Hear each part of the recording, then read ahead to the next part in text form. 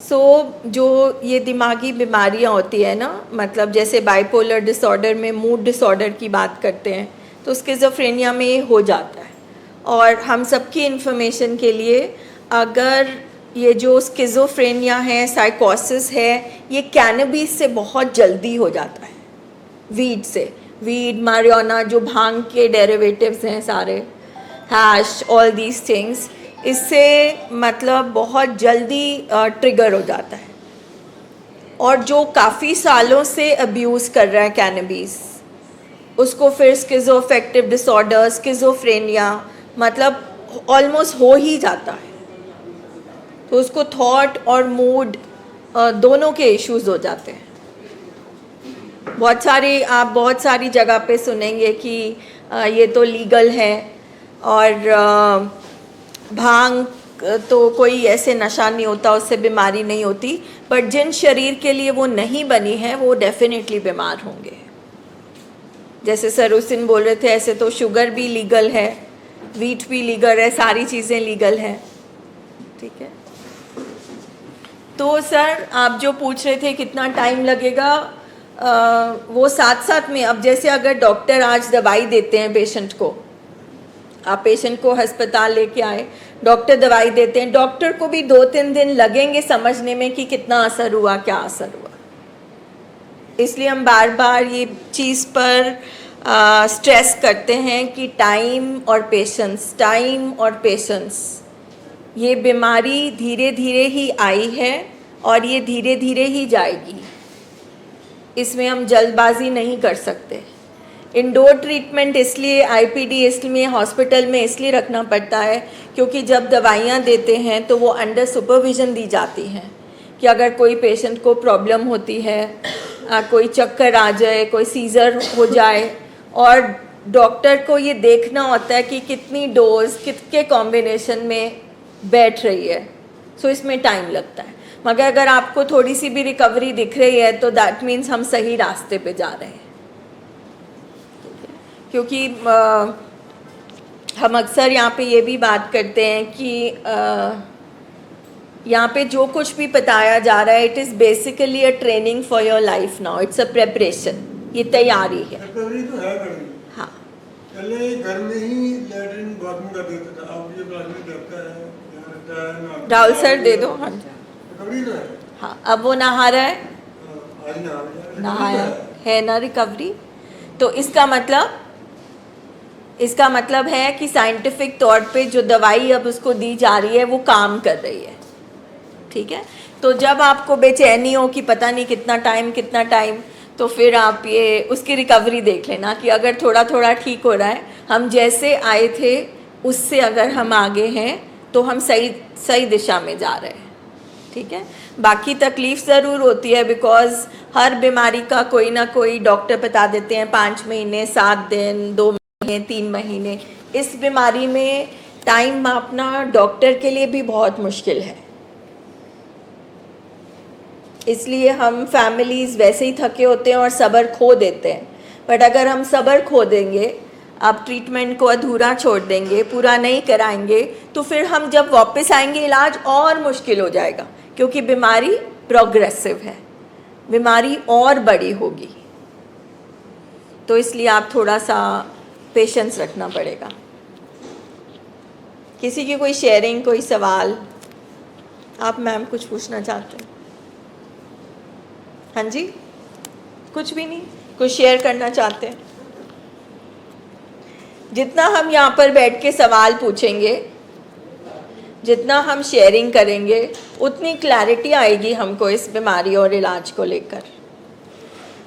आप चाहे समझे कि पता नहीं ये ब्रेन वॉश कर रहे हैं, चाहे आप समझें कि ये पूरी उम्र के लिए फंसा रहे हैं, चाहे आप समझें कि बस पूरी उम्र के लिए इन्होंने एक पेशेंट को बांध लिया, वॉट एवर यू थिंक।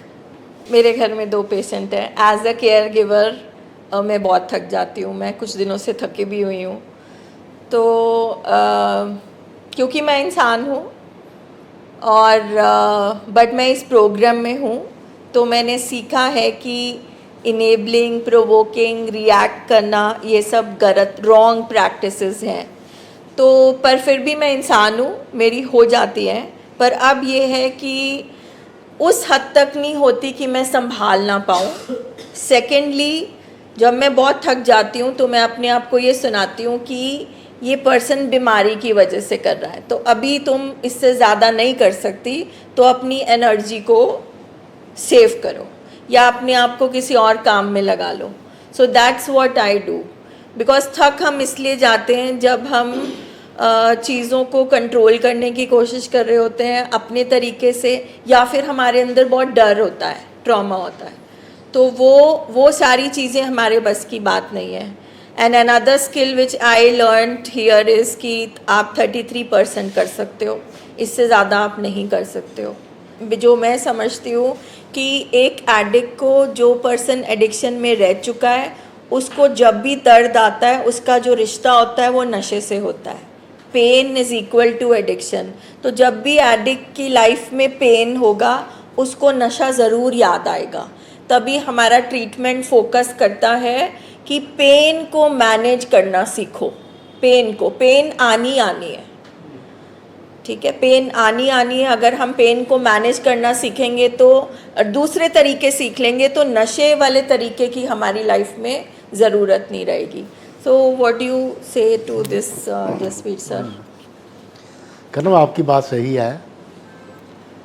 देखो, ਹੁਣ एक घर च प्रॉब्लम है, कोई भी प्रॉब्लम है, ਜਿਹੜਾ बहुत ज़्यादा बीमार है ਉਹਦੀ कैपेसिटी होर है, ਜਿਹੜਾ ਉਸ ਤੋਂ ਘੱਟ बीमार है ਉਹਦੀ कैपेसिटी होर है, ਜਿਹੜਾ ਉਹਨੂੰ ਪੂਰਾ ਅੰਡਰਸਟੈਂਡ ਕਰਦਾ ਵਾ, ਅਸੈਪਟ ਕਰਦਾ ਵਾ, ਉਹਦੀ कैपेसिटी होर है, डिफरेंट कैपेसिटी है। ਇੱਥੇ ਆਪਾਂ ਬਹਿ ਕੇ ਨਾ ਸਿਰਫ कैपेसिटी ਵਧਾ ਰਹੇ ਹਾਂ। ਜੇ ਤੁਸੀਂ ਕਹੋ ਨਾ ਵੀ ਇੱਥੇ ਬਹਿ ਕੇ ਕੀ ਕਰ ਰਹੇ ਆਪਾਂ, ਇੱਥੇ ਬਹਿ ਕੇ ਨਸ਼ਾ ਨਹੀਂ ਛਡਾ ਰਹੇ, ਇੱਥੇ ਬਹਿ ਕੇ ਸਿਰਫ ਆਪਣੀ कैपेसिटी ਵਧਾ ਰਹੇ, ਸਾਰੇ ਆਪਣੀ कैपेसिटी ਵਧਾ ਰਹੇ। ਤੁਸੀਂ ਆਪਣੀ कैपेसिटी ਵਧਾ ਰਹੇ ਜੇ, ਮੈਂ ਆਪਣੀ कैपेसिटी ਵਧਾ ਰਿਹਾ, ਠੀਕ ਹੈ। ਦੂਜੀ ਗੱਲ, ਪ੍ਰੋਬਲਮ ਜਦੋਂ ਆਉਂਦੀ ਆ ਨਾ, ਉਹਨੂੰ ਕਹਿੰਦਾ 6 ਤੋਂ 4 'ਚ ਰੱਖਣਾ, 4 ਤੋਂ 6 'ਚ ਰੱਖਣਾ। ਸਿਰਫ ਤੁਸੀਂ ਕੀ ਕਰ ਸਕਦੇ ਹੋ ਉਹ ਕਰੋ, ਜੋ ਤੁਸੀਂ ਨਹੀਂ ਕਰ ਸਕਦੇ ਉੱਤੇ ਆਪਣੀ એનર્ਜੀ ਵੇਸਟ ਨਾ ਕਰੋ। ਐਂਡ ਹੇਅਰ ਐਂਡ ਨੋ 'ਚ ਰਹੋ। એનર્ਜੀ ਸੱਕ ਪਤਾ ਕਦੋਂ ਹੁੰਦੀ ਆ? ਜਦੋਂ ਅਸੀਂ ਦੂਰ ਦੀ ਸੋਚ ਲੈਂਦੇ ਆ, ਜਦੋਂ ਅਸੀਂ ਫਿਊਚਰ ਚੱਲ ਜਾਂਦੇ। ਹੁਣ ਇਹਦਾ ਕੀ ਬਣੇਗਾ? ਕੋਈ ਗੱਲ ਨਹੀਂ, ਜੇ ਬਿਮਾਰੀ ਹੋਵੇ ਤੇ ਇਹ ਥੋੜੀ ਕਹੀਦਾ ਵੀ ਇਹਦਾ ਕੀ ਬਣੇਗਾ। ਉਹਦਾ ਇਲਾਜ ਕਰਾਈਦਾ, ਖਾਸ ਕਰਕੇ ਦਿਮਾਗੀ ਬਿਮਾਰੀਆਂ ਦੇ ਵਿੱਚ ਨਾ, ਮੈਂ ਜੋ ਐਕਸਪੀਰੀਅੰਸ ਕੀਤਾ ਨਾ, ਸੀਜ਼ੋਫਰੇਨੀਆ ਤੇ ਪੈਰਾਨੋਇਆ ਜਾਂ ਹੋਰ ਇੱਕ ਦੋ ਬਿਮਾਰੀਆਂ ਦੇ ਵਿੱਚ ਨਾ, ਪਹਿਲੀ ਗੱਲ ਤਾਂ ਡਾਕਟਰ ਕੋਲ ਇੱਕਦਮ ਡਾਇਗਨੋਜ਼ ਨਹੀਂ ਹੁੰਦੀ। ਕਈ ਵਾਰੀ ਮਲਟੀਪਲ ਡਿਸੀਜ਼ ਆ ਜਾਂਦੀਆਂ ਬ੍ਰੇਨ ਦੇ ਵਿੱਚ, ਠੀਕ ਹੈ। ਉਹ ਫਿਰ ਵੱਖਰਾ ਰੂਪ ਲਈ ਜਾਂਦੀਆਂ। ਡਾਕਟਰ ਨੂੰ ਕਈ ਵਾਰੀ ਦਵਾਈ ਲਿਖਣ ਲੱਗਿਆਂ ਜਾਂ ਉਹਨੂੰ ਹੋਰ ਟ੍ਰੀਟਮੈਂਟ ਕਰਨ ਲੱਗਿਆਂ 20 ਵਾਰੀ ਸੋਚਣਾ ਪੈਂਦਾ। ਡਾਕਟਰ ਨੂੰ ਸਮਝਣਾ ਪੈਂਦਾ ਵੀ ਇਹ ਵਾਕਿਆ ਨੂੰ ਆਹ ਬਿਮਾਰੀ ਆ ਕਿ ਆਹ ਬਿਮਾਰੀ ਆ। ਦੋ ਬਿਮਾਰੀਆਂ ਮਿਕਸ ਹੋ ਗਈਆਂ, ਇੱਕ ਟਾਈਮ 'ਤੇ ਉਸ ਬਿਮਾਰੀ ਦਾ ਸਿੰਪਟਮ ਹੋਰ ਹੈ, ਸ਼ਾਮ ਨੂੰ ਉਹਦਾ ਸਿੰਪਟਮ ਹੋਰ ਹੈ। ਫਿਰ ਡਾਕਟਰ ਨੂੰ ਬੜੇ ਧਿਆਨ ਨਾਲ ਦਵਾਈ ਲਿਖਣੀ ਪੈਂਦੀ ਆ। ਮੈਂ ਅਕਸਰ ਵੇਖਿਆ ਡਾਕਟਰ ਸਾਹਿਬ ਨੂੰ, ਡਾਕਟਰ ਸਾਹਿਬ ਦਵਾਈ ਲਿਖਣ ਲੱਗਿਆ ਨਾ, ਐਂ ਪੈਨ ਫੜਿਆ ਹੋਊਗਾ ਅਤੇ ਐਂ ਕਦੀ ਇੱਕਦਮ ਦਵਾਈ ਨਹੀਂ ਲਿਖਣਗੇ। ਕਦੇ ਵੀ ਡਾਕਟਰ ਸਾਹਿਬ ਇੱਕਦਮ ਦਵਾਈ ਨਹੀਂ ਲਿਖਣਗੇ। ਦਵਾਈ ਲਿਖਣ ਲੱਗਿਆਂ 2 ਵਾਰੀ ਪੈਨ ਐ ਘੁੰਮੇਗਾ, एक बारी पेशेंट वाल वेखणगे, 2 बारी फैमिली वाल वेखणगे। तभी सर कहते हैं कि साइकेट्री में diagnosis done is half treatment done. मतलब अगर डायग्नोसिस पता लग गया ना, इसका मतलब आधा ट्रीटमेंट तो हो गया, मगर डायग्नोसिस होना ही बहुत मुश्किल है।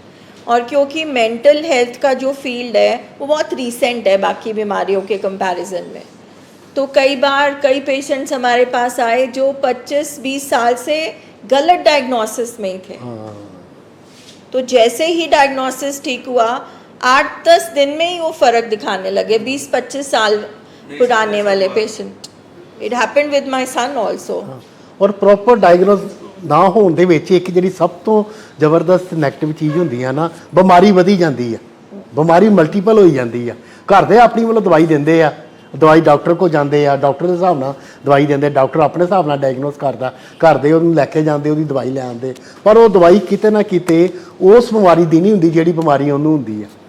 ਜ਼ਿਆਦਾ ਆਮ ਕਰਕੇ ਲੋਕੀ ਕਹਿੰਦੇ ਵੀ ਇਹ ਹੱਲਾ ਗੁੱਲਾ ਬਹੁਤ ਕਰਦਾ, ਮਾਰ ਕੁਟਾਈ ਬਹੁਤ ਕਰਦਾ, ਵਾਇਲੈਂਟ ਬਹੁਤ ਹੁੰਦਾ, ਤੇ ਫਿਰ ਉਹਨੂੰ ਡਾਕਟਰ ਉਹ ਦਵਾਈ ਦੇ ਦਿੰਦਾ ਜਿਹਦੇ ਨਾਲ ਉਹ ਮਤਲਬ ਕਿ ਗੁੰਮਸੁੰਮ ਰਵੇ ਜਾਂ ਉਹ ਬਹੁਤਾ ਹੱਲਾ ਗੁੱਲਾ ਨਾ ਕਰੇ। ਪਰ ਇਹ ਚੀਜ਼ਾਂ ਇੰਨੀਆਂ ਇਫੈਕਟਿਵ ਨਹੀਂ ਹੈਗੀਆਂ, ਇੰਨੀਆਂ ਇਫੈਕਟਿਵ ਨਹੀਂ ਹੁੰਦੀਆਂ। ਡਾਕਟਰ ਸਾਹਿਬ ਨੂੰ ਕਈ ਵਾਰੀ ਨਾ ਮਤਲਬ ਕਿ ਮੈਂ ਦੇਖਦਾ ਡਾਕਟਰ ਸਾਹਿਬ ਥੱਲੇ ਜਦੋਂ ਜਾਂਦੇ ਨਾ, ਜਦੋਂ ਕਿਸੇ ਪੇਸ਼ੈਂਟ ਨੂੰ ਕੋਈ ਕੰਪਲੀਕੇਟਡ ਪੇਸ਼ੈਂਟ ਹੋਵੇ, ਉਹ ਸਾਰਿਆਂ ਨਾਲ ਬਹਿ ਕੇ ਡਿਸਕਸ ਕਰਦੇ।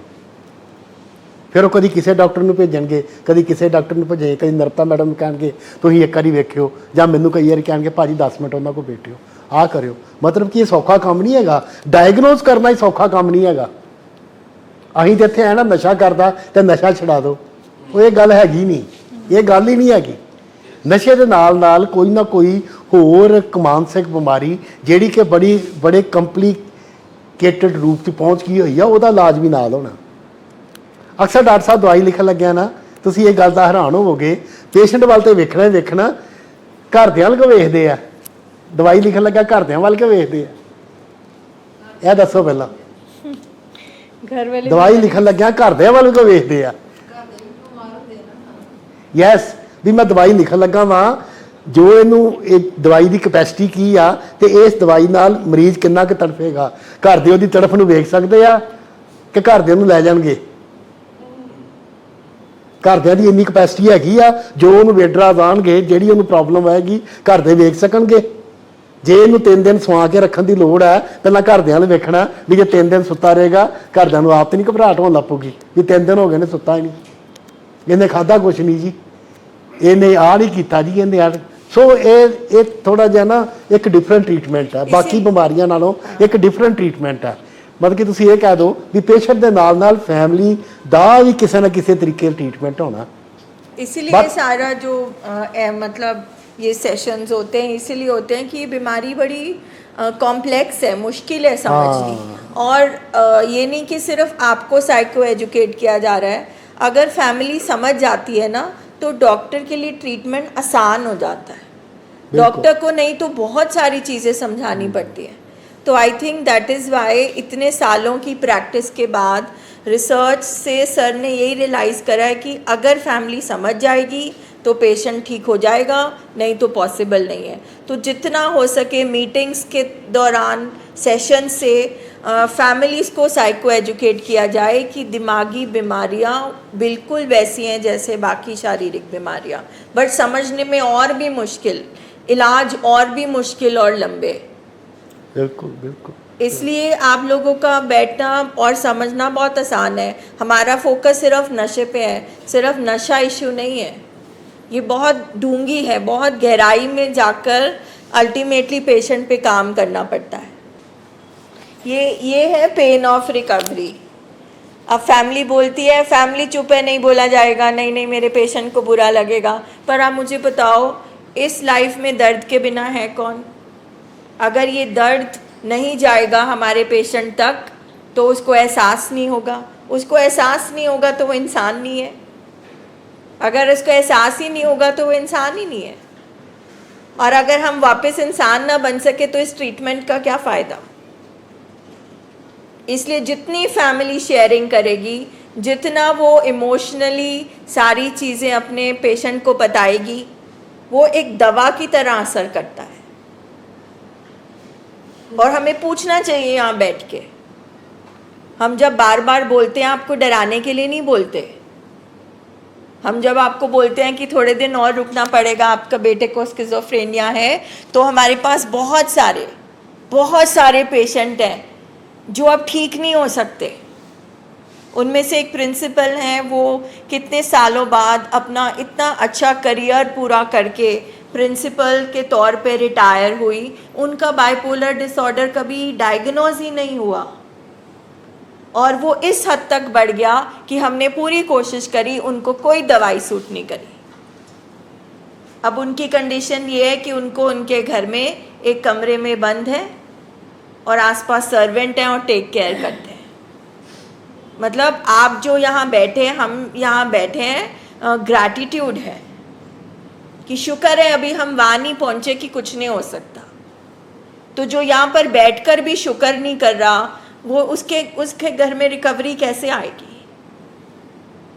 आप ये मत सोचो कि सबको ब्रेन वॉश कर कर के हम फटाफट हर्मिटेज ले जा रहे हैं। हर्मिटेज ले जाना हमारे लिए प्रॉब्लम नहीं है, हम इस हॉस्पिटल को ही हर्मिटेज में कन्वर्ट कर सकते हैं, बट हर कोई ट्रेनिंग अब नहीं कर सकता। कोई जुवेनाइल है, कोई मैच्योर्ड मतलब कोई एडल्ट नहीं है, कोई ऐसा है जिसका लिवर ख़त्म हो चुका है, कोई इसका है कि उसके इतने डैमेज हो गया कि वो सीख नहीं सकता। तो अगर आपका बेटा रिकवर कर रहा है तो इसका मतलब है उसके लिए ट्रीटमेंट अभी है। तो जब आप थक जाओ, जब आपका दिमाग बोले और कितना टाइम यही करना पड़ेगा पूरी उम्र, तो फिर ये सच्चाई याद करो, फिर ये सब बातें याद करो, फिर ऑटोमेटिकली आपके अंदर स्ट्रेंथ आ जाएगी। क्योंकि आप ऐसे कोई छोटी मोटी चीज़ लेकर तो बैठे नहीं, आप अपना फैमिली मेम्बर लेकर बैठे हो। कोई अपना बच्चा लेकर बैठा है, कोई अपना हस्बैंड लेकर बैठा है, कोई भाई लेकर बैठा है। मगर इलाज को समझो और पूरा ट्रीटमेंट कराओ। अभी पिछले 5 दिन में 4 फैमिलीज गई हैं, 2 तो आज वापस आ गई। क्यों?